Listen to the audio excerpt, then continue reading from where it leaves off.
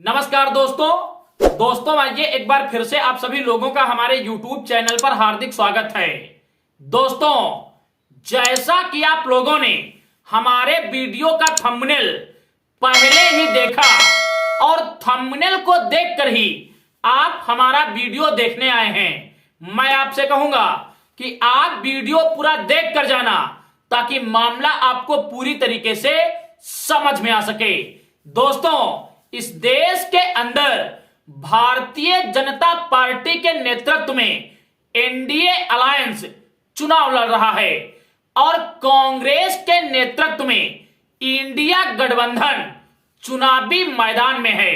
दोस्तों, इन दोनों गठबंधनों को देखते हुए इस देश के अंदर बहुजन समाज के बीच समय समय पर एक मांग उठती थी कि क्यों ना इस देश के सभी अंबेडकरवादी विचारधारा के दल एक साथ आकर एक बहुजन अलायंस का निर्माण करें जो इस देश के अंदर बीजेपी और कांग्रेस के बाद जनता के लिए तीसरा विकल्प बने। दोस्तों, अभी कुछ दिन पहले दिल्ली के अंदर स्वामी प्रसाद मौर्य के नेतृत्व में इस देश के करीब 80 बहुजन दलों ने एक बैठक की और उस बैठक के दौरान उन लोगों ने छोटे छोटे दलों को मिलाकर एक गठबंधन तैयार किया जिस गठबंधन का नाम दिया गया भारतीय बहुजन अलायंस। दोस्तों, इस देश के अंदर बहुजन एकता की बात करने वाले छोटे छोटे बहुजन दलों का यह एक सार्थक और सराहनीय प्रयास है।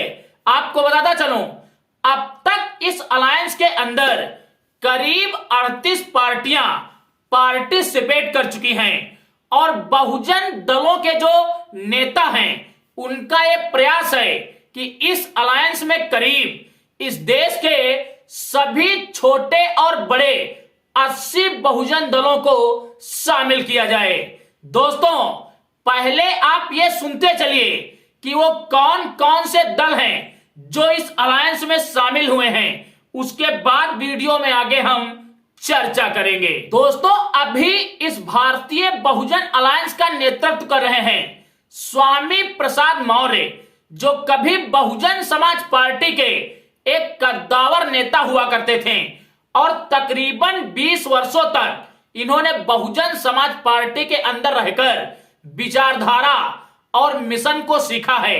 दोस्तों, बहुजन समाज पार्टी से अलग होने के बाद ये कई राजनीतिक दलों के साथ रहे, लेकिन इनकी विचारधारा वहां पर मेल नहीं खा सकी और अंततः सभी राजनीतिक दलों से विरत होकर इन्होंने अपना एक राजनीतिक दल बनाया जिसे नाम दिया भारतीय शोषित समाज पार्टी। दोस्तों, अभी इस भारतीय बहुजन अलायंस का नेतृत्व स्वामी प्रसाद मौर्य ही कर रहे हैं। उसके बाद डॉक्टर सुरेश माने, जो कि महाराष्ट्र के एक नेता हैं और इनका एक राजनीतिक दल है बहुजन रिपब्लिकन सोशलिस्ट पार्टी, ये भी इस बहुजन अलायंस का हिस्सा है। दोस्तों, तीसरे बड़े नेता हैं प्रोफेसर मोहम्मद सुलेमान, इनका एक राजनीतिक दल है इंडियन नेशनल लीग, जो भी इस बहुजन अलायंस का हिस्सा है। अगले नेता हैं डॉक्टर बेलाराम घोघरा, जिनकी एक पार्टी है भारतीय ट्राइबल पार्टी, जो मुख्य रूप से राजस्थान की सियासत की भागीदार है। ये भी इस अलायंस का हिस्सा है।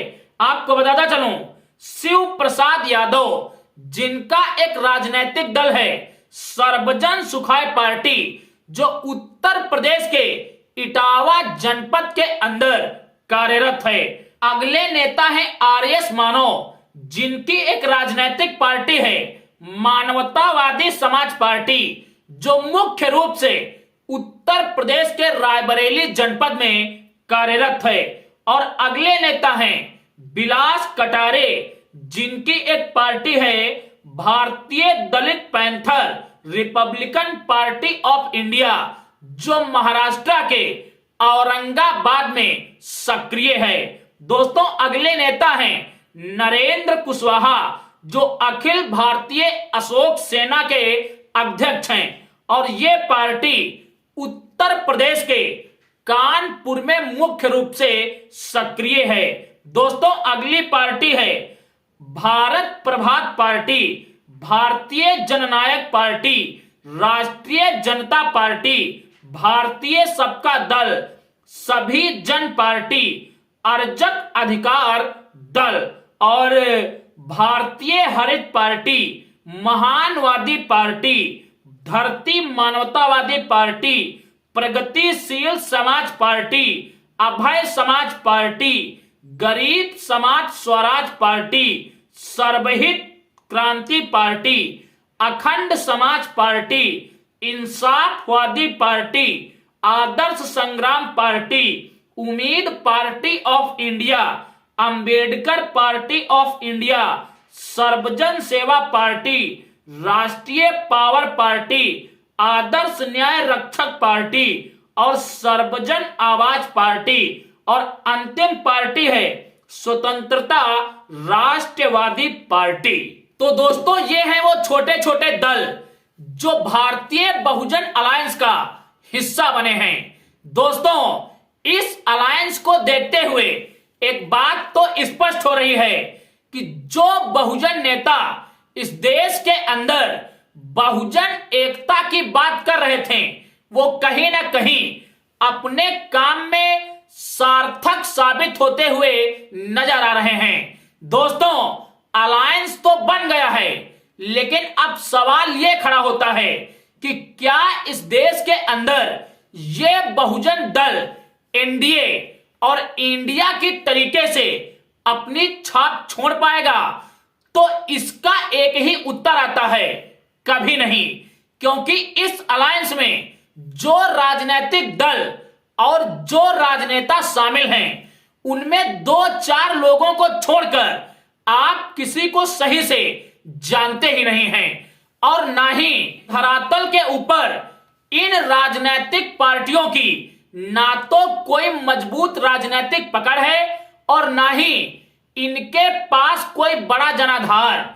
दोस्तों अब सवाल यह उठता है, क्या इस महा अलायंस को सफल बनाने के लिए इस देश के अंदर बहुजन समाज की सबसे सर्वमान्य नेता बीएसपी सुप्रीमो मायावती जी इस अलायंस का हिस्सा बनेंगी, वो इसका नेतृत्व करेंगी? दोस्तों इसको लेकर जब पत्रकारों के द्वारा इन अलायंस कर्ताओं से यह सवाल पूछा गया कि क्या मायावती, चंद्रशेखर आजाद, वामन मेश्राम जैसे नेता इस अलायंस का हिस्सा बनेंगे, तो उन लोगों ने सीधे सीधे कहा कि फिलहाल अभी तो ऐसी उम्मीदें नहीं हैं, लेकिन हमारा प्रयास ये रहेगा कि सारे बहुजन दल इस अलायंस का हिस्सा बने और बहन मायावती जी इस अलायंस का नेतृत्व करें। दोस्तों अगर बीएसपी सुप्रीमो मायावती जी इस अलायंस का नेतृत्व करती हैं तो ये अलायंस इस देश के अंदर प्रभावशाली हो सकता है और बीजेपी तथा कांग्रेस के नेतृत्व वाले गठबंधनों के सामने एक चुनौती साबित हो सकता है। अगर बीएसपी सुप्रीमो मायावती जी इस गठबंधन का नेतृत्व नहीं करती हैं तो ये गठबंधन सिर्फ और सिर्फ सोशल मीडिया पर सिमट कर रह जाएगा। बाकी दोस्तों आप लोगों की क्या राय है? क्या बहुजन समाज के नेताओं ने जिस पहल को अंजाम दिया है, इस पहल को बीएसपी सुप्रीमो मायावती जी को अंतिम रूप देना चाहिए? कमेंट्स में अपनी प्रतिक्रिया जरूर दीजिए।